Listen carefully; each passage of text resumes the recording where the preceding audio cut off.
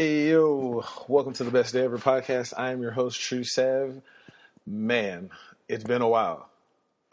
It's been a while since I've been back. I missed you guys. I know you guys missed me. Whew, exciting stuff. I barely made it to you guys this week. Last week at work, had a little bit of a workplace injury. Embarrassingly enough, I was cleaning knives at a station at work, and I bent over to put one of the knives back, and I felt one of the worst pains I've ever felt in my life. It felt like pressures was jumping up and down on my back. It was bad for everybody involved. But I tried to play it off. I tried to go into the back real quick, stretch it out, get my old man stretch on. I thought it was good. Came back out. Squatted back down to grab some avocados, and a pain went up my back that I have never felt before. All I could do was fall on the ground. Everyone was looking at me like, "What is wrong with you?" Nothing. So I hobbled to the back, tried to stretch it out a little bit, and needless to say, that didn't really work. But I only had an hour or two left, so I was like, "I'm gonna tough it out." So I started making another lady sandwich, and I was in tears. And the lady was looking at me, and she was like, "What's wrong with you?" And I was like, "Man, it's just the best sandwich I've ever made." And it brings a tear to my eye to have to give it away. So we shared a moment, and then she left, and I hobbled to the back, told the manager, like, "Man, I gotta go home." And ironically enough, my wife was at home, and she was sick. So we ended up having to catch an Uber to the emergency room. So we look like the saddest couple you've ever seen in your life. We're both hobbled, limping up to the desk. When we get there, the nurse on duty took her information, gave her a wristband, and told her to have a seat. And as I was handing her my information, she was like, "Oh, sir, we don't need your information. Like, it's fine. It's just for her." I was like, No, you misunderstand. I'm sick too, and I need some help. So we sit down. We're waiting in the lobby. We're waiting. And there's a lady there who I'm assuming didn't have all her mental faculties. She was walking up to different doors, trying to punch in security codes, saying, "I need to go to the back. I need to go to the back." And I don't want to say it was funny. It was comically awkward, we'll say. So my wife gets called in. I'm still sitting out there. Now, mind you, I'm in pain, real pain. Like, anytime I move, my back tightens up. If I lean too far in one direction, it's a muscle spasm for at least 7 or 8 seconds. Uncontrollable. It was horrible. So they finally call me to the back. And as I'm walking to the back, the lady that I was talking about earlier that didn't have all her mental faculties starts running towards me. And in my mind, I'm thinking, I can't do anything. If she hits me, I'm just going to fall over. I'm just going to be on the ground. It was a really helpless feeling that I do not enjoy at all.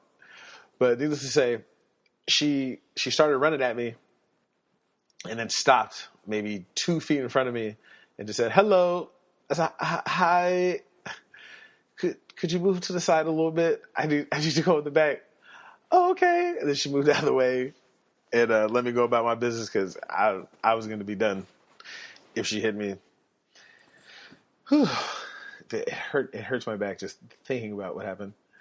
So I go to the back, talk to the nurse. She prescribes some pills. I explain to her what happened. Gives me a note for work, all that. So then she tells me that I can pick my prescription up in the Fabiola building.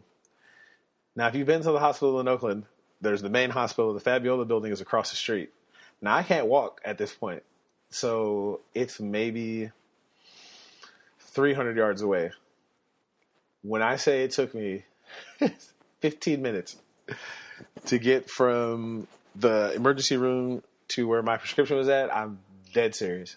I couldn't. It took me 45 seconds to cross the street. And I know it took me 45 seconds because the light is 30. And it took me another 15 seconds to shuffle through the intersection. And people were looking at me and like, "What's wrong with him?" I was like, "Man, I'm old. I don't know what to tell you." So I finally get there, get my prescription, take a break, come back. My wife is still there. So I get into the room with her. We ended up sitting there for another 4 hours. Now, mind you, they gave her a shot of fentanyl, so she was loopy. They gave me my muscle relaxer and some other pills, so we were in there like Bobby and Whitney, boy. So we finally leave. We had got there at maybe 3 o'clock. We didn't leave until about 8:39. So we call another Uber, get back to the house, hobble inside, and for the rest of the weekend, it was pretty much a pill party. We sat in the house, popping pills, watching TV, talking about who was in the most pain, so on and so forth. And it really got me thinking, how did I get in this situation? I literally bent over. I bent at the waist, not at the knees. I bent over to pick up a knife and clean it, and I was like, how did I go from athlete to not have this horrible pain in my back because I picked up a knife? Like, it didn't click for me. And I thought back and was like, well, when I was younger, elementary school aged, my mother was a nurse. So there wasn't a lot of junk food in the house. Like, we had 3, maybe 4 choices of cereal. We had Cheerios, just the regular yellow Cheerios. We had cornflakes, not Frosted Flakes, cornflakes, just the dry cornflakes. Then you got the 3-pack of Chex, which was, if I believe it's wheat, rice, and corn? One of the 3. But those were the only cereals that we had. If you didn't want the cereal, you could have some Quaker Oats oatmeal, which was, what was it? Brown sugar, cinnamon, strawberry, and peach. You might get a spoonful of sugar in your cereal if that's what you wanted to do. But it wasn't a lot of fatty, it wasn't a lot of red meat, not a lot of fried stuff. So I was thinking, how did I get the physique of a 65-year-old man and I'm only in my 30s? Like, how did this happen? Oh, my back hurts right now still. But I digress.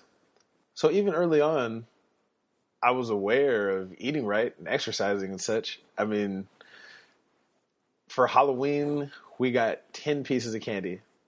It was the best deal ever for my parents. They would send us out trick-or-treating. We'd go all these places, get all these different things, and they would literally come back, check to make sure there was no razor blades or anything ridiculous in the candy. We got to pick out 10 pieces, and that was it. Period.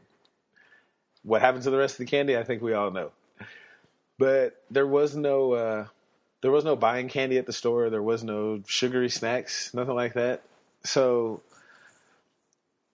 I would say, actually, you know what? I know exactly when it happened.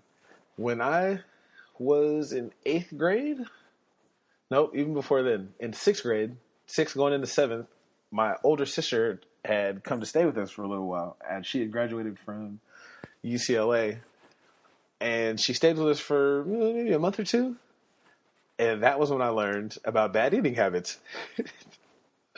Well, we go to the store, we're buying stuff, and the first thing she bought was rainbow sherbet ice cream and some chocolate something brownies.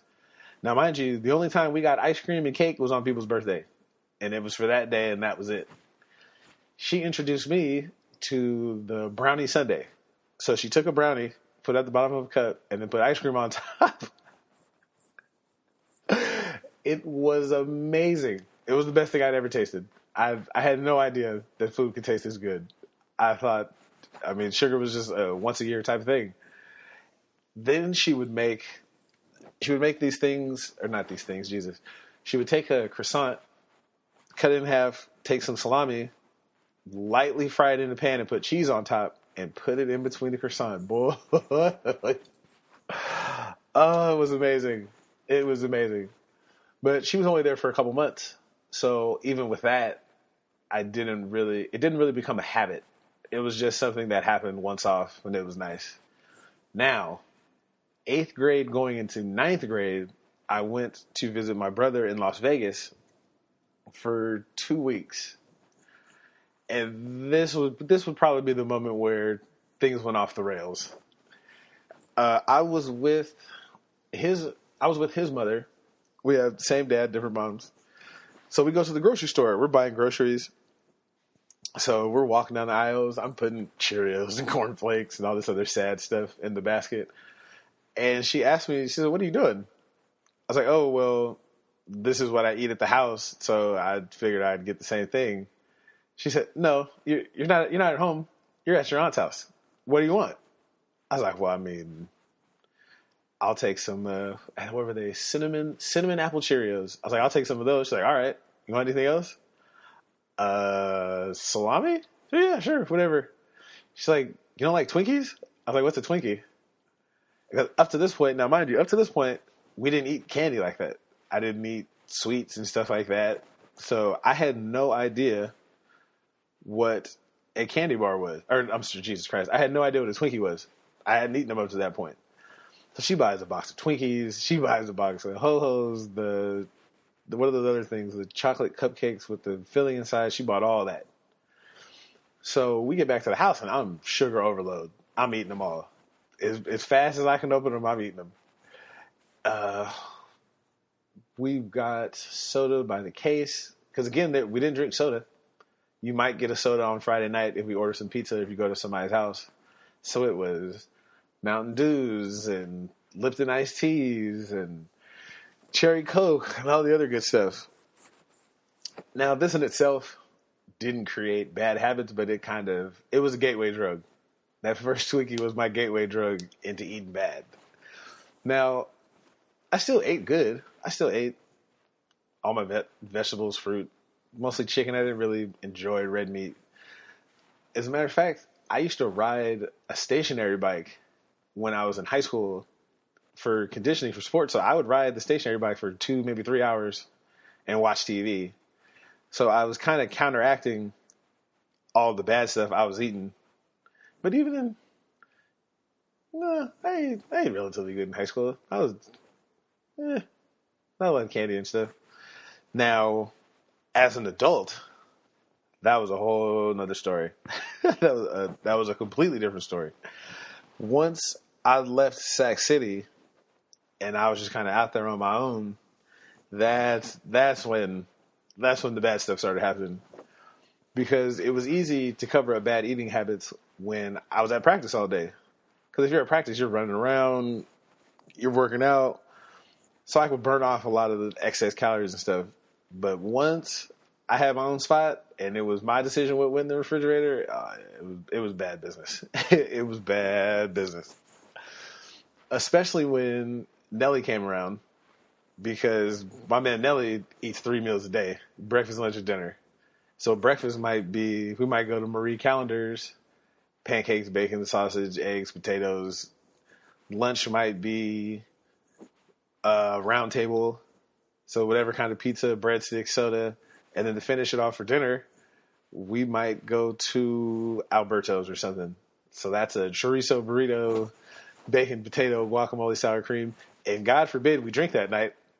We're probably going to go somewhere at 1, 2 in the morning. So I'm eating 4 times a day of not a fruit in sight, and the only vegetables are fried. So I could see it was a progressive thing, I would say. Like I didn't eat horrible in the beginning, but as I got older, my eating habits just they just fell apart. Especially when I lived at the Mac house. Because again, it's 3 single guys. So we're going to eat whatever we want to. I remember at one point, we just bought cup of noodles. We bought I think they come in packs of 24. No, that's too big. Maybe packs of 20. And we would just buy 7 or 8 of them at a time. And that's all we would do. Just warm up water, eat some cup of noodles, put a chicken breast on the George Foreman that thing up, cut it up, put it in the cup of noodles. Let's see. We would go to Alberto's. Alberto's is a Mexican restaurant in Sacramento. Check it out. every Friday, Saturday, and Sunday, we would be there. We'd get the same thing: chorizo burrito, 5 roll tacos, large cherry Coke. Now, in your 20s, that's amazing. You could do all that. Like, it's great. But now, if I tried to do that, I might die. But I digress. I still don't feel like my eating habits were that bad. It was my lack of exercise is what it really was. Especially after I stopped playing football around maybe 24 or 25. Because then it was just a whole lot of drinking, a whole lot of smoking weed, and eating whatever, whenever. When I got in a relationship, this was only exacerbated because in a relationship, we know there's only 3 things you really do. That's eat, sleep, and practice making babies. So, and then my significant other, she was also in the Chunky Trunks clan. So we would eat ballpark nachos, pizza. As a matter of fact, the first time I went to her house and had spent the night and we were hanging out, I was trying to be cute and act like I didn't eat like a homeless person. I'm going to go back to lifting. So I tried to be cute, and I was really being cute because I only had probably $20 in my pocket. So we go to the store, and she's like, what are you going to make? I was like, I'm going to make a salad. She's like, a salad? That sounds gross. I was like, trust me, I got you. So she gets some jalapeno poppers and I think like mozzarella sticks or something.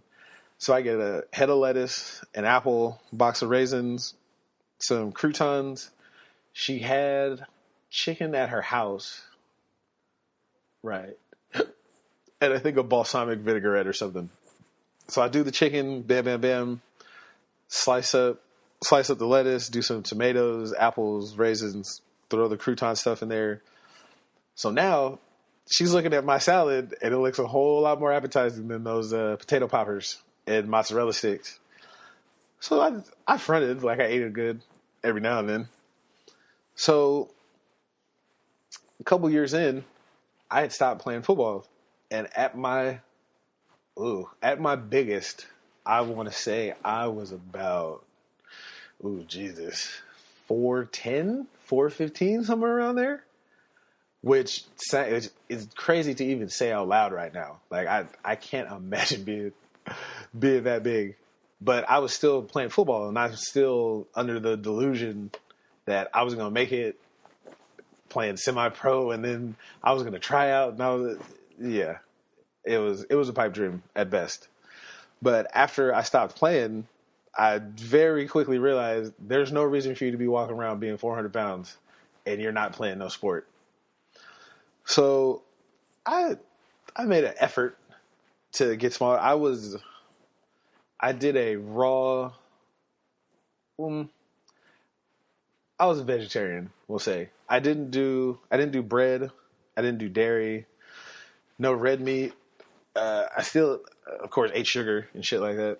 Sugar, French fries, all the fried stuff, all the bad stuff. But I mean, it was better than red meat and bread. It was better than red meat, dairy, and bread. And was I still drinking? No, I didn't drink at that point. And I did pretty good. I lost. Jesus, it had to be. I was 305 before she moved. So yeah, I lost a fifth grader in terms of weight. And then we were still together. I was still doing good, but then, like anything, I had that one drink one day. As a matter of fact, I hadn't hung out with Nelly in a while, maybe a year, and I finally hooked back up with him. And he was like, "Oh, you should come to the house. You should come to the house." And I was like, I think I'll pass. And then he finally wore me down. We were hanging out one night. And just like every other addict, one is too many and 1,000's never enough. I had that first drink, and it was back to bad eating habits. Because I was with Nelly all the time. And money wasn't a problem. So if he was eating, I was eating. And his favorite term is, "Can I have bacon with that?"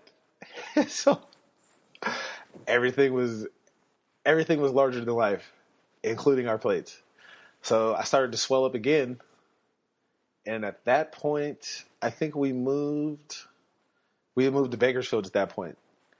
Now, anyone familiar with Kern County, which is, I want to say, just south of Fresno till before the Grapevine,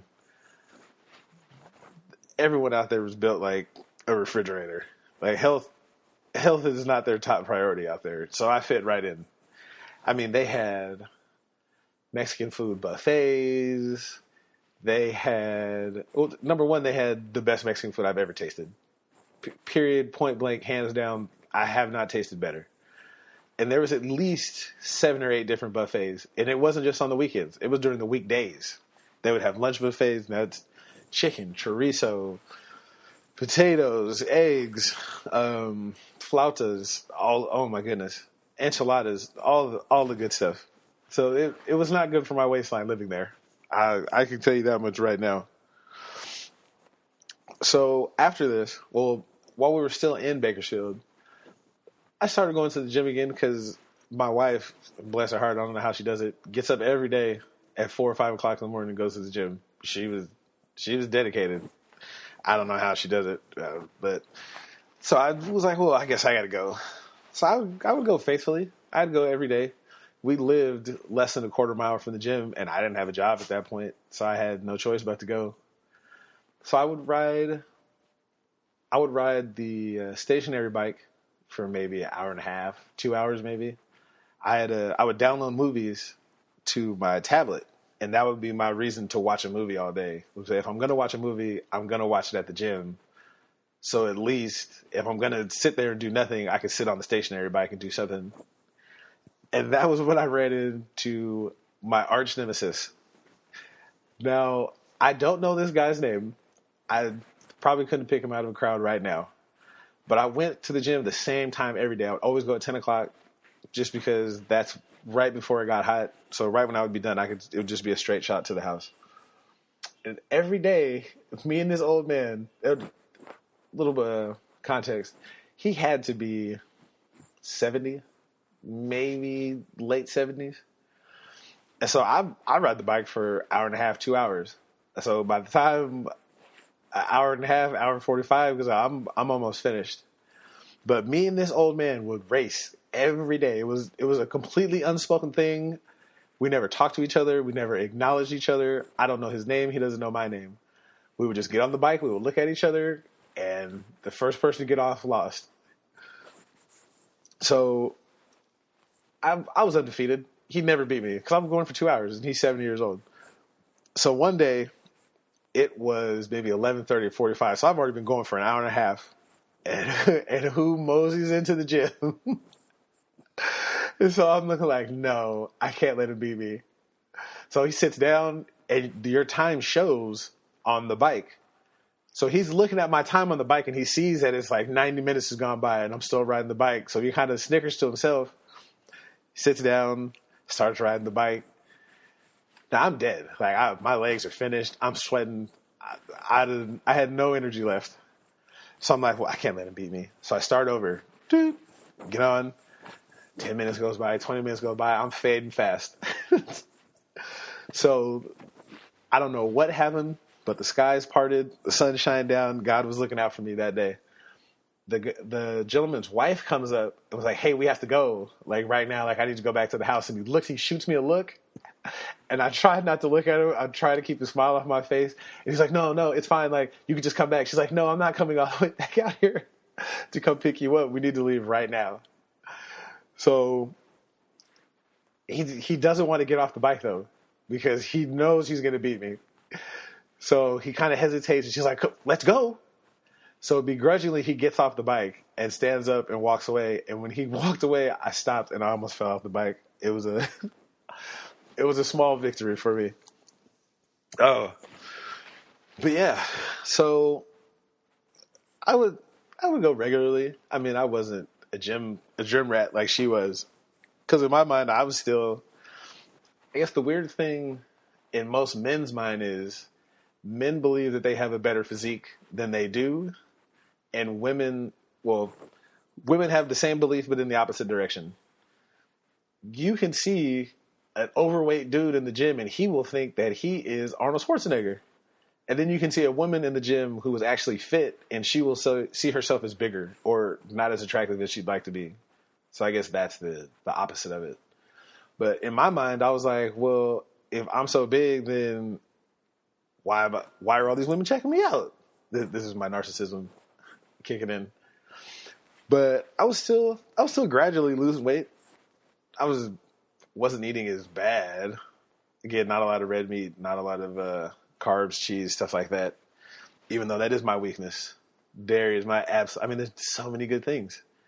Cheese, ice cream, milk. Ugh. Now, when we were in Bakersfield, obviously we moved to to San Francisco. Now, when I moved to San Francisco, then I felt like a house, like an absolute house, because people are walking, people are biking. There is no all you can eat Mexican buffets out here. There's sushi and little baby portion sizes, but that's about it. And let's see, we were out here for a couple months. Then we had the wedding. We go to the wedding. We do all that. Now we had the wedding in Sacramento in August. And if you're from Sacramento, you know what that means. It was 100 and had to be 102. So we're in tuxes and dresses. I'm sweating like a slave on auction day. Like it was bad.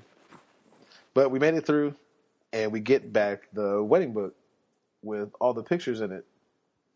And so we're going to the book, and I'm like, who is that fat dude that you married? And she just quietly looked at me and was like, that's you, buddy. I was like, I'm not that big. And lo and behold, I went to the gym maybe the day after we got the book, and I was 380. And I looked every bit of 380 in those pictures. And I was like, ooh, that is not a good look. And as soon as I said that, my wife took a big exhale and was like, oh my God, thank you. And I was like, what do you mean? She was like, I didn't know how to say it, but since you said it, I will co-sign it. Like, yes, you need to do something about that. And I was like, what? No, I'm sexy.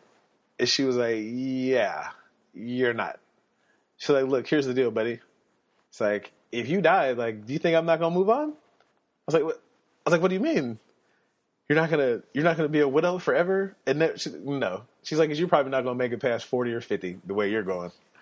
So I was a bit taken aback, but then I respected her honesty. And then again, in my mind, I'm still 20 something.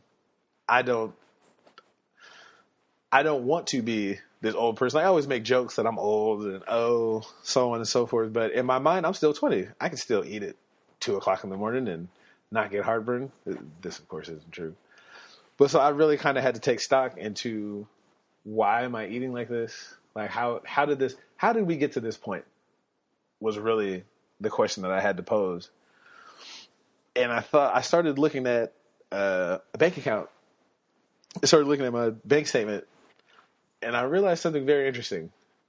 I would see a charge for a liquor store, $5, $6, and then maybe an hour and a half after the original charge would be $20 at a Jack in the Box, or $15 at Round Table, or some other restaurant, whatever the case may be. And so I kind of thought, it's like, it seems that every time there's some alcohol involved, there's a $10 or $15 charge right behind it. Or even sometimes as high as like 40 or 50, because I would order Round Table, and they're under the guise that it's for us. So it would be pizza, breadsticks, chicken wings, soda, and that would be dinner. And so you mix little to no physical activity with a horrible eating habits, and you get 380. So then also it's like, well, am I eating this because I'm drinking and I'm hungry, or is it because I'm bored? And I found a lot of times I was eating places that I didn't necessarily like, but it brought back memories of people that weren't here. So there would be days where I'd be like, oh, I miss my dad today. I'm going to go to Togo's because that's what we used to do. or I'm going to go to this place because it gave me that feeling of like, oh, we used to do this and it makes me feel better. But at the same time, you have to kind of realize like it's killing you. Like, yeah, that happened. You have to leave the past in the past. It's all right to remember, but you can't mix the two. So once I realized that was maybe December of last year. The last drink I had was December 3rd. And it's weird that I remember that because I remember the day very clearly. I can never forget it. I had ordered some stuff from Target. I ordered a thing of cashews because we had a whole bunch of gift cards from the wedding. So I was like, well, let me take one of the first steps to eating right. I'm going to buy more grains, nuts, fruits, vegetables, stuff like that. So I bought a big container of cashews. As a matter of fact, I bought 2 of them. So I did my order online. I came to pick them up, and I was like, oh, well, while I'm here, I might as well get one of the big bottles of vodka because it's cheaper here. So I come into the store. I pick up my order, and I say, well, the order was ready, and it was right there. So I was like, I don't want to walk away to the back to get it. It's cool. I'll just go when I go to Pack and Save because I can go to Pack and Save and buy some fruit. So I get to Pack and Save, I buy my little fruits and vegetables, hit the liquor aisle up. Damn, liquor's behind the glass. So now I got to ask somebody to come get it. I was like, it's cool. That was strike 2. So I leave. I'm on the way home. I was like, you know what? I'm not even going to get the big gallon today. I'm going to moderate my little drinking. I'll just get the little, the 5th or the little pint or something. So I drop all my groceries off at the house. I walk to the liquor store. I get to the liquor store and I forgot my wallet. So I was like, well, that's strike 3. I was like, you know what? I'm just not going to drink today. Whatever. So the next day, I wake up, don't have that weird hangover feeling. My throat's not dry. I was like, well, I didn't drink yesterday. Might as well just not drink today. 2 days in the books. Yay. And then the 3rd day came, the 4th day came, and the next thing I knew, a week had gone by.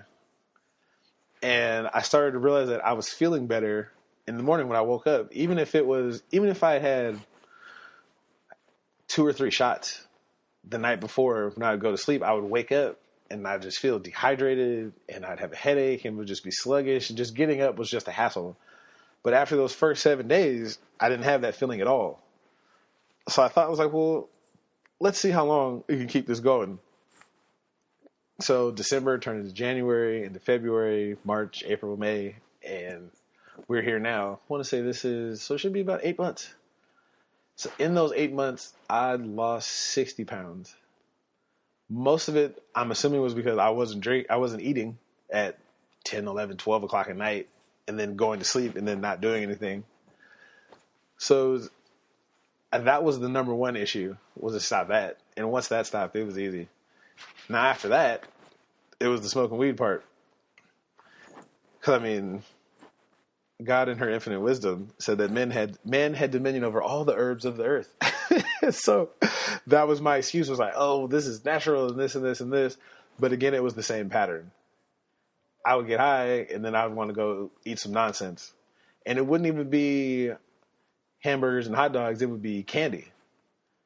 I would get high and want to go eat Baby Ruth or Skittles or some type of something like that. So it was another problem that needed to be addressed. So I stopped that. So it's been maybe 3 months since then. And the whole time I had minimal red meat, bread, dairy, stuff like that. Every now and then, if the wife wanted to go somewhere, and I would give in, like, okay. But the booze and the weed, I've been a saint. Like, absolute abstinence, which is, if you're over 35 and you can't pass a drug test, like, something's wrong. Like, you need you need to reevaluate your life and what you're doing, because it's almost embarrassing. Like, how do you, if someone offers you a job or a different kind of opportunity, and you're like, well, do they drug test? Like, that's an awkward thing to say as an adult and as somebody's husband. Like, now, there's nothing wrong with smoking weed if that's your thing. If you're working your job and whatnot, hey, God bless you. I'm jealous. The only thing that keeps me from stopping is I had a friend of mine who worked in a warehouse, and it was you got to pass a drug test to get hired. He smoked on the weekends, didn't smoke at work, didn't smoke during the week, and he got hit with a forklift one day at work. So, bam, it's an automatic drug test. He ended up getting fired because someone hit him with a forklift and he failed his drug test. So that kind of opened my eyes, because that was one of my excuses as well. As long as I don't do anything, but you don't have to do anything. Someone can do something to you. The one that really made me think about it, or the one that I think of the most when I think about it, is my wife was driving. This was still when we lived in Bakersfield, and it was before we actually got married. She was driving, and a tree literally fell on her car. Like, the tree snapped, fell on the car, bam. So she calls me and says, hey, this is what happened. I need you to come over here. And I'd been drinking that day. And so I told her, like, look, I can't come over there. Like, I've been drinking. I don't want to show up to the scene of an accident drunk. And she lost it. And she told me about myself and told me I was this, that, and the third. And I would agree. And in that moment, I kind of thought, like, what kind of husband am I that, well, at the time I wasn't her husband. We were still fiancé. What kind of husband am I that I can't show up to the scene of an accident that my wife is at because I'm drunk at 4:00 in the afternoon? Now, mind you, I was the general manager of my job at that time, but even still, like, that just wasn't a good look, we'll say. And it made me really start to think, like, is drinking and getting high that important? To where something happens, I'm not available, or I'm not going to be in my right mind. Like, it was really an eye-opening thing. Now, so I'm off the sauce, no more smoking, I have better eating habits, all that. So the weight's flying off, and I'm starting to be as sexy as I was in that football picture that I posted the other day. Tru Sav Comedy on Instagram, check it out. And I had to figure out a plan of attack, per se. I'm really into my favorite line from the A-Team. Check it out. Colonel Hannibal Buress says, "A plan isn't being one step ahead. A plan is being 3 or 4 steps ahead and beating an enemy's move before it's even made. That's a plan." So I had to think, how can I set myself up so that, number one, I won't fall back into this trap of drinking and smoking again. What kind of things do I need to do to maintain this sort of healthy diet and kind of keep myself under certain parameters? So I started looking online at different diets. Like, there's the caveman one and the paleo one and vegan and vegetarian. And the one thing I kept coming across was this guy, Dr. Sebi. I'm killing his name. And if you have some time, check him out. He does an alkaline diet. An alkaline one is, the best way to describe it, it's raw fruits and vegetables. So no salt, no pepper, no sugar, no meat, obviously, no bread, no cheese. But it's very specific. Like, there's certain fruits and vegetables that aren't included because they're hybrid. So they're crossbred with different fruits and vegetables. No grains, certain nuts. There's maybe 40 things on there. So that was a little rough. I couldn't follow it to a T, but for the most part, I had it down. A lot of the stuff, basically, if a fruit or vegetable has seeds in it, that's usually on the list. I know one thing that surprised me that was on there was broccoli was not on there, because broccoli was a hybrid. My wife loves her broccoli. But if you want to check that out, I'll post the list of foods that he had that were acceptable on the Instagram today. But going further into doing some more research onto who he was, there was an article that said that he had cured AIDS. Yes. He was curing people of AIDS back in 1988. on nothing but a plant diet, and then there was some other stuff that they were doing down in Honduras. He cured Lisa Left Eye Lopez from TLC of lupus, and I was like, okay, that sounds good, but I mean, can you prove it? And he could. He actually beat this in the Supreme Court. He had cured, I want to say, 8 or 9 people of AIDS in the 80s and went to court and won. So if what he was doing was unproven, I think he would have lost in court. I don't think they would let that ride. But like I said, check it out for yourself. I'm not good at his whole story. But now, so with that diet, that made it really simple.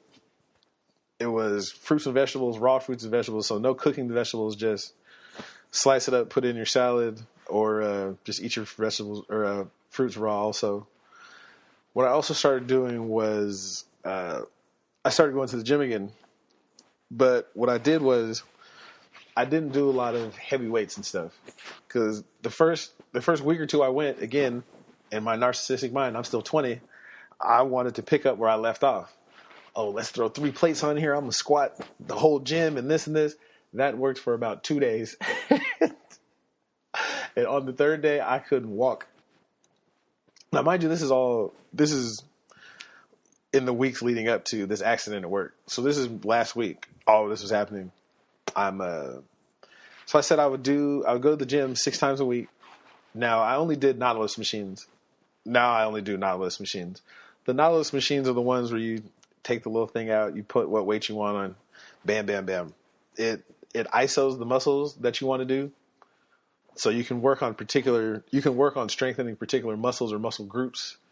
With free weights are better for building mass. Like if you want to build muscles, free weights are the way to go.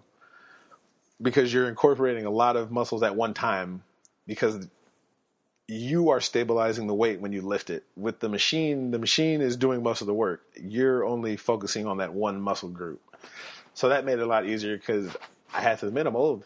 Like I can't do it like I used to. Now with cardio, that's a little easier. Either the stationary bike or I'll walk the 2 girls around Lake Merritt. And that's maybe 5 miles. So you figure about an hour and a half, 2 hours. Easy cardio, nice view, stuff like that. So that's the cardio, that's the weight part. The food part, it's a little touch and go because my wife doesn't buy into it. She's on her own hype. She wants to do it. I'm not here to criticize or critique people's eating habits or decisions. Like if that's what you want to do, God bless you. But I'm here to tell you, if you check out before I do, I'm back on the market, baby. Now, also, what I started doing was stretching.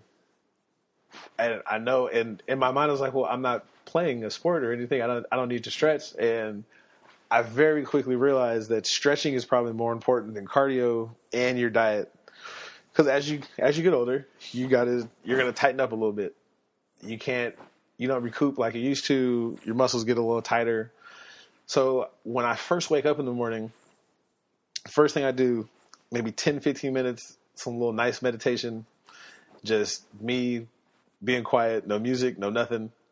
Then after my 15 minutes, I'll get another 15, 20 minutes of stretching. Lower body, upper body, all that. Then I'll go to the gym, do my little Nautilus stuff, go to work, come back, and then depending on how I feel that day or what the weather is, I might ride the bike for about an hour and then come home, or I might just walk the dogs for an hour or something, hang out. So another, probably just as important as stretching would be hydration. Now, I don't really drink a lot of soda anyways. Soda or juice, it's not my thing. Water is where it's at. So I try to drink about a gallon of water a day. Especially if I'm going to work out, that'll keep things going. So I ended up buying 4 5-gallon containers, I guess. Or I guess they're still bottles. But I bought 4 or 5-gallon drums, we'll call them, of water. So that way I can just refill them during the day. And I don't do tap water. I guess I'm just kind of bougie. There's a food co-op down the street from our house. And it's like 45 cents a gallon for deionized something water. But I mean, I've never had water taste delicious before. It's like it tastes. I'm willing to bet if you could do a blind taste test and you could tell which one is this 50 cents a gallon one and which one's tap water. Now, with that, so now I've got the diet, I've got the workout, I've got the water. Out here in the Bay Area, there's a lot of holistic. I don't want to say holistic, but a lot of natural food and natural product stores. So there's one down the street from my house, or every Friday we have a thing downtown Oakland. It's called First Friday. So you have a lot of vendors come out. They're peddling their wares and such. And one of the tables that I was always drawn to, there was I don't know what you would call it. It's an African centered store, but they sell soap, cocoa butter, toothpaste, hair products, sage, incense. You get the deal. And I would always buy. They had deodorant that doesn't have any kind of chemical. There's maybe 5 ingredients in it. All of them are natural. They had a cocoa butter thing that I would always buy, and I'd buy some incense from them. And then the guys right next door to them would always sell soap. And so that was the next part of it. It was like, well, if I'm going to look good and feel good, I guess I shouldn't put any more chemicals into my body with this toothpaste that has fluoride, or your deodorant that has aluminum in it, or all the other stuff. So I started buying that, and oh my goodness, the soap is amazing. It doesn't leave like that filmy, sticky feeling on your skin. My hair was already fabulous before, but now it's up there with Beyonce and them. The toothpaste, I think that was the biggest surprise. I thought the toothpaste was going to taste gross, but the toothpaste, it actually tastes like mint. I feel like regular toothpaste has almost like a chemical minty taste. This is so much better. If I find the name of the store, I'll put that on the Instagram thing too. So you guys can come patronize them. They're amazing. Now, I say now every time, there is a few side effects. I've got to warn you. With the good, there is some bad. Maybe in February or March, I had started, because I've been following this particular regimen since maybe February, March, as far as the eating stuff. So I've been eating good. And one thing I would do would be intermittent fasting. So we would go, you wouldn't eat for, I don't know, 12 hours. We would say if you wake up at 6, I wouldn't eat till 6. That would be the deal. Well, I took it one step farther. I wanted to see how many days I could go without eating. My record right now is 21 days. So I went 21 days without eating. It was just water. Now, there would be periods in the day that I'm not advising this. I'm not saying to try it at home. Please don't at me. I didn't say to do it. But one of the Dr. Sebi pages I was reading he was saying that's a way of cleaning your body is through fasting, because it's not like I'm going to die. I weigh 300 pounds. Like I'm not going to melt away. And I thought the same thing. I thought, oh, well, if I don't eat, I'm going to get weak and I'm going to get sick and this and this and this. And after about day 4 or 5, I saw that was nonsense. Now, I'm not saying this is true for everybody. I'm saying this is true for me because I've got some fat to burn. But one of the things I did notice was I would get hunger pains throughout the day. Like there would be a moment where I would feel like I was just so hungry and I was going to die and I had to eat something. I would go drink a bunch of water. Like not a sip, I would drink, and the feeling would go away. So I thought that was strange. I was like, well, So as day 14 rolled up, I felt like I had more energy. I was more clear. My mind was clear because I wasn't drinking. I wasn't smoking. So it was really eye-opening for me because I was like, well, if that's the case, how long can I go? So that's what got me to the 22 days. And after 22, I think we went to my father-in-law's house, and I couldn't explain it after that point.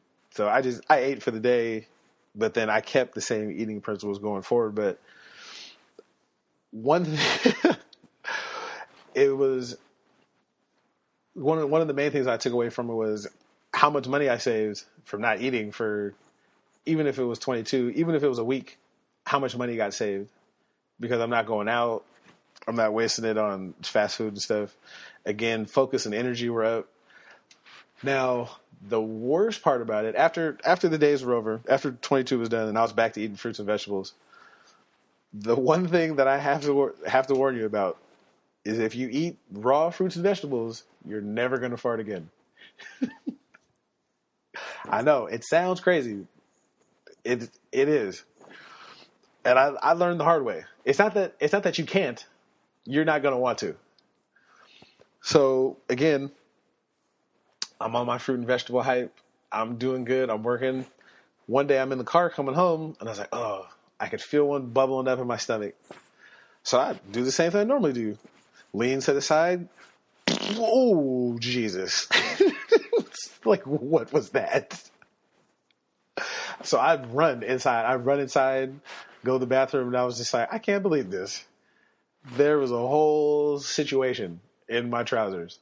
And that's what I learned is that when you're eating red meat and dairy and all that other type of stuff, there's gases that build up in your system, and that's why you fart. But when it's fruits and vegetables, there's no gas buildup for the most part. So it's not a fart. The enemy's at the gate, and it's ready to come out. So that was one of the things I learned. That was not a fun lesson to learn at all. But if that's the only side effect, I'll take it over hypertension, heart disease, all these other chronic ailments. If the one thing I can't do is fart, I'll take it if that's the side effect. So another thing about this is there was times before that I had tried this, and I learned the hardest person or the hardest people to convince that you're making a change are your friends and family, because they know you. They know, they've seen your eating habits. They've seen how you act. They've seen how you do everything. So the hardest person for me to convince was my father. Because I would tell him, I was like, yeah, I'm trying to be vegetarian. This is this. He's like, no, you're going to die, right? I was like, well, yeah, Dad, we're all going to die one day. But I mean, I would prefer it. I'd prefer it. I don't die because I'm 500 pounds. So when he would order food, he would intentionally order food that had meat in it. So if it was fried rice, chicken fried rice, pork fried rice, he would get the chicken one or the pork one and just be like, oh, just take it out. I was like, well, it still got cooked in there. Like, I don't want, no, too bad, man. Or if we would go to a restaurant and I would just order a salad, or I would order some like zucchini or cauliflower or something like that, he would lose his mind. Oh, I don't know why you're doing that. I don't know why you're doing that. So, and the same thing goes with my wife and her family. Sometimes in life you got to pick your battles. I can't remember. In the famous words of Kenny Rogers, you got to know when to hold them and when to fold them, when to walk and when to run away. And sometimes it's just not worth the argument. Like, I just don't feel like explaining to people why I eat a certain way. So if I'm at Grandma Millie's house and Grandma Millie makes the best ribs or the best tri-tip or something, I'll eat some of Grandma Millie's tri-tip just to keep the peace. So I mean, it's just not worth it. Perfect example, Thanksgiving last year, I was trying to eat better, and I show up to Thanksgiving and they already had a plate made. So there's turkey and chicken and yams and pumpkin pie, not sweet potato. That's another story.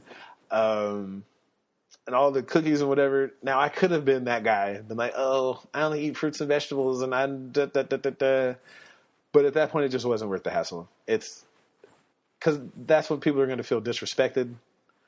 And regardless of what you say, whether it's right or wrong, it's just going to be a problem. So I will bow to peer pressure every now and then in certain situations. But hey, that's part of married life. So with all that being said, let's fast forward back to physical therapy, or to this injury. So Monday comes, I get a call from the doctor, or I get a call from my job saying, oh, this is the doctor you need to go see, and they'll get you all situated and prescribe you some medicine and whatnot. I was like, okay, fine. So I go talk to him, and he tells me I have to go to physical therapy. So, all right, it's fine, whatever. So I go, and it was really it was a lighter version of what I was doing already. Mostly if I go for an hour, 45 minutes of it is stretching. So it was maybe a total of 9 or 10 different exercises. I'll post a picture of that because I can't describe all of them.